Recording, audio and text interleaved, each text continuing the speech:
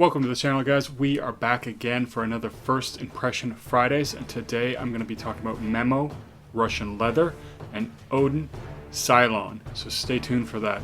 If you like the content, hit that like and subscribe button. I really do appreciate it.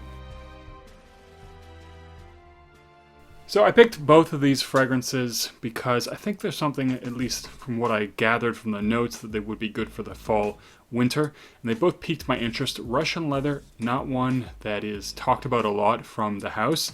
A lot of people talk about African Leather, but I've been more drawn to other fragrances from the house, like Irish Leather I do like, and Russian Leather looked interesting, so I wanted to give it a shot. Now Odin, Seylon, if I remember, this seemed like a good winter fragrance, and I haven't heard many people talking about this house, so I wanted to try it out.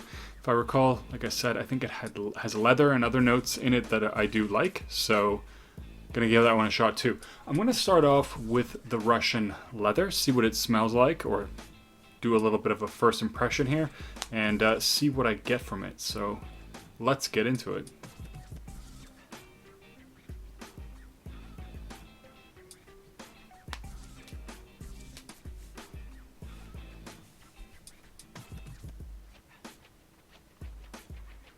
Okay, so right on the initial burst there was a little bit of a sweetness and a bit of a freshness. I actually don't know if it stays this fresh. I don't think it would be that much or as well suited for the fall or winter.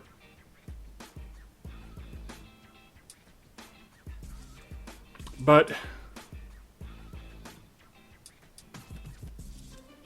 it is actually getting a little bit darker. There is still that sort of light kind of fruitiness in the background. It's not like a dried fruit or anything like that. If I had to guess, it smells a little bit something, or has the impression of something more like juniper berries.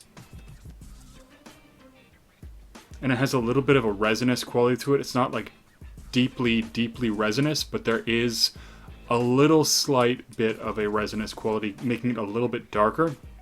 It actually does remind me a little bit of greenness here, but not a bright, uplifting greenness, more of a little bit darker, a little bit more resinous kind of a greenness.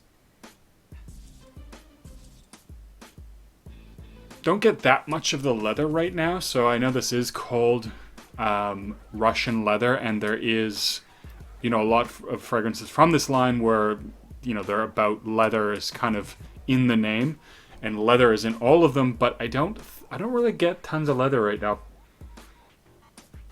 Not right off the bat, but it does have that sort of resinous kind of green quality. And I'm going to go check out Odin, Seylon, number 8, like I said. So I want to let that sit for a little bit, see if it develops a little bit, maybe the leather pops out a little bit more, see what happens in the next few minutes. But Odin Seylon, like I said, if I recall, it does have leather in it, other sort of darker or heavier notes, and this one did certainly seem very interesting. It's from a house I don't think anyone, I haven't heard many people talking about Odin, but they've certainly been around for at least a few years, so, you know, they're doing something right, probably. But I was curious about this one, so I wanted to try it out. They are a little bit harder to find, especially as samples. Lucky Scent, like I said, this is where I got these from, does have a few. And of course, this is the one I definitely wanted to try first. But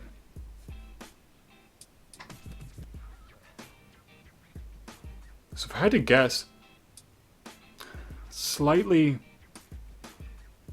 sweet. It's actually very pleasant. This is not as dark as I thought it was going to be. It's actually quite a pleasant fragrance.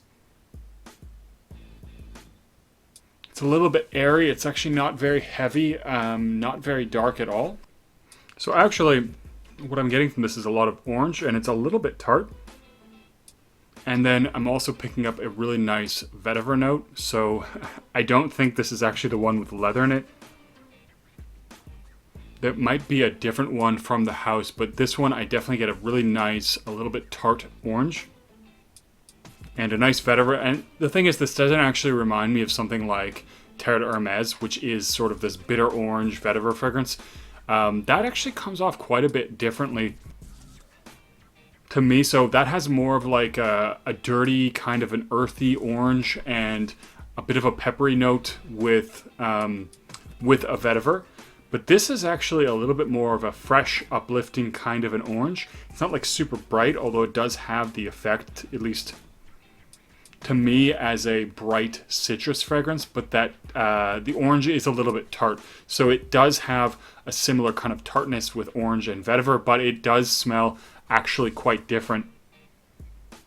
And the vetiver is fairly fresh, really actually very nicely done.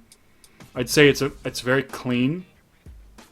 It's not as smoky. It's not actually that earthy.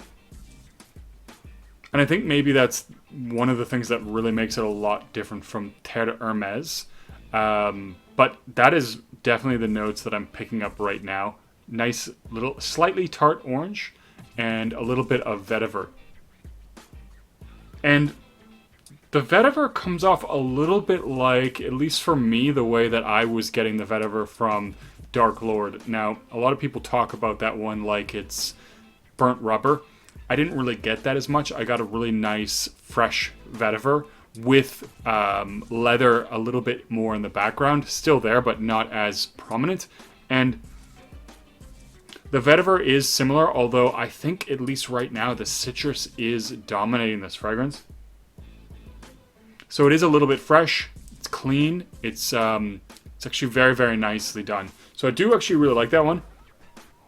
And I think that would be much better suited for, say, it could be okay in the fall, but just off this first smell, spring would be a really good time for this one because it is very bright, uplifting, and it is very fresh.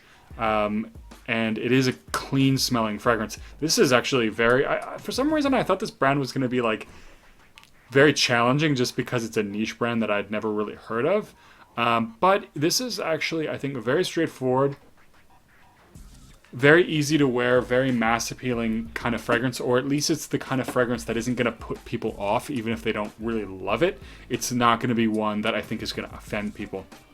So I'm going to go back to the Russian leather and see what has developed with that. So again, I don't pick up a ton of leather with this one, which is a little bit surprising. There is a darkness there, and I think that is from the leather. It is kind of in the background.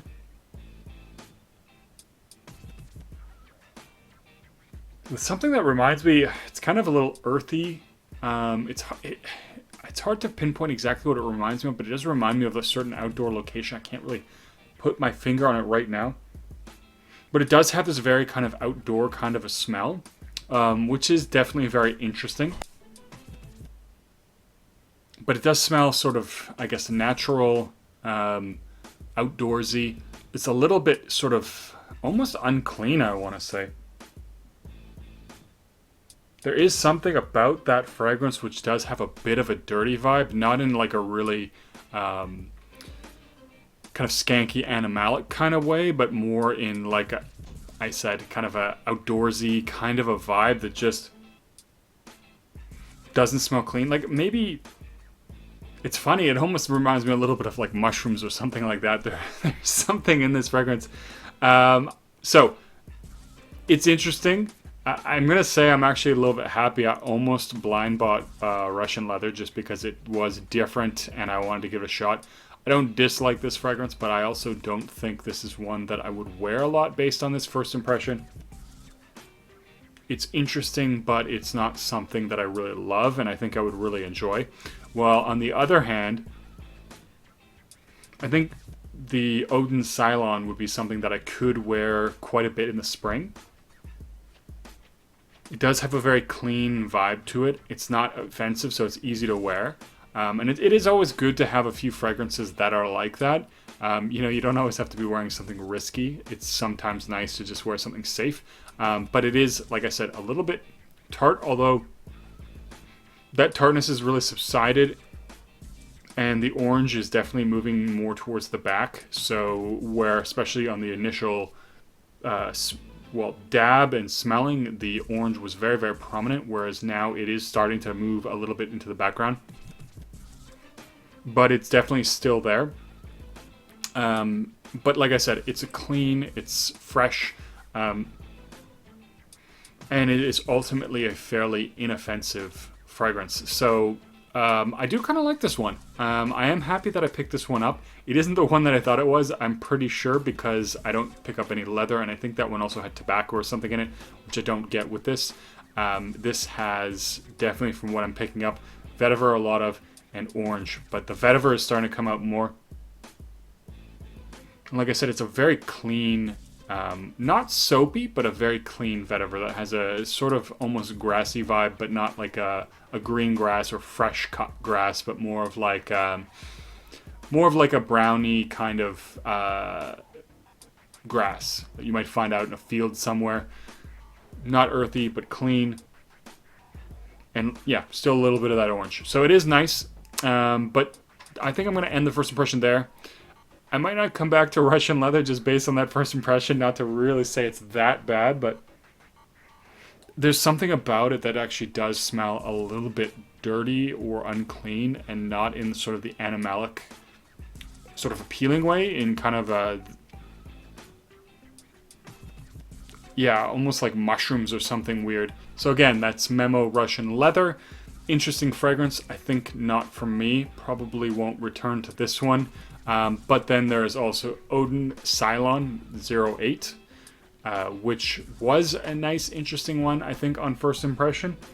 And one I would certainly be interested in spending a little bit more time on. And I think one that might be being slept on by a lot of people, especially if you like those sort of somewhat tart, orangey vetiver fragrances.